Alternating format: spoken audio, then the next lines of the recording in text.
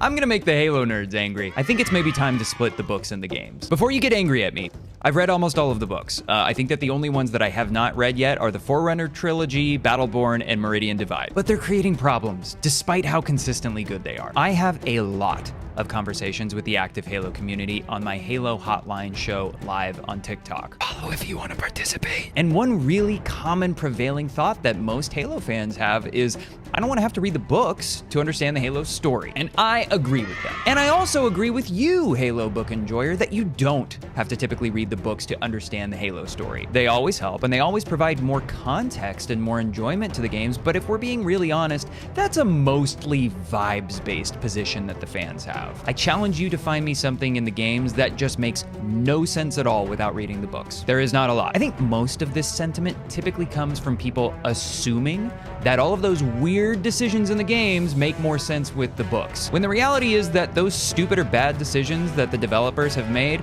are just stupid and bad decisions in the games. Cortana coming back in Halo 5 was not really adequately explained in the extended universe. I promise that I know the reason before you type your little what happened to the Infinity before Halo Infinite. It's not explained in the books. But because of that decision early on in 343 Industries, now Halo Studios' stewardship of the franchise to canonize everything equally, so the books, the games, the comics, the movies, it doesn't feel like there's any escaping this vibes-based position that most of the core Halo gamers have. They feel like the story is happening in the books, and that is bad. Why wasn't the biggest modern space battle in the Halo story shown in the games? Oh, you know, the one that took place over Earth in 2559, right before the events of Halo Infinite. It involved all of humanity's fleet and all of the Banished and all of the remaining Covenant forces. You know, the one from the book Halo Empty Throne. And if right now you're thinking, wait, what? You're not alone. The way that the casual core and majority of gamers